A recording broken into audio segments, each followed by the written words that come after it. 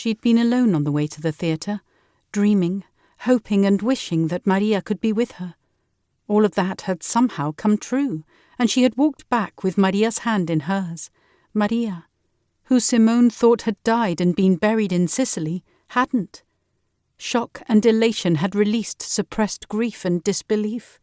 The surrealness of the whole evening lingered in the ongoing battle between comprehension of the present and the kaleidoscope of mixed emotions imprinted in her consciousness from the past.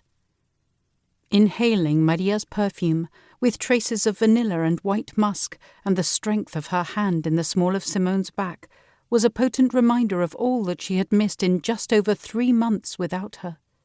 She had stopped counting the days. Heartache for what had been lost thundered loudly beneath the veil of wanton desire. She hadn't done with grieving yet, but now she had to attune to this new reality. It was the best kind of adjustment to have to make, but elusive when the pain of loss still felt so raw. She fiddled with the keycard, and no matter which way she turned, it refused to find the narrow slot. Her hands were trembling. Tears stood on guard behind her eyes, and she knew they were just a second from being deployed. And worse, she had no control over stopping them. The strong, comforting hand that covered hers and the soft whisper of support was all that was needed to set the emotional past free. Tears spilled onto her cheeks and her shoulders began to shake. She sniffed as she wiped her eyes with the back of her hand. "I'm sorry," she whispered. "Hey." Maria's tone was quietly compassionate. She lifted Simone's chin, looked into her eyes and wiped her cheeks. "Come here." Simone pressed her head to Maria's chest and found comfort in the strong heartbeat that resounded in her ear. Raw hurt reared up in a wave, then drew her down with more force than she had the courage to withstand. Maria felt good, so good. Too good to be true? What if I lose you again?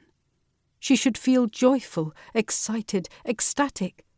Another wave came, unease this time, something more akin to fear, and her knees buckled. She braced herself against Maria and clung to her, craving protection. Protection was where it had all started. Maria protecting her from the very person who tried to take Maria's life. Maria's perfume became stronger, comforting and reassuring. Simone held Maria tighter still, then worried she might break her. "Please don't leave me again." With the heat of Maria's breath touching the top of her head, she closed her stinging eyes and buried her face into Maria's white cotton shirt. She inhaled deeply, just to be sure that she wasn't dreaming. She thought she knew she wasn't, but doubt was sometimes easier to grab hold of than reality. "You're alive,"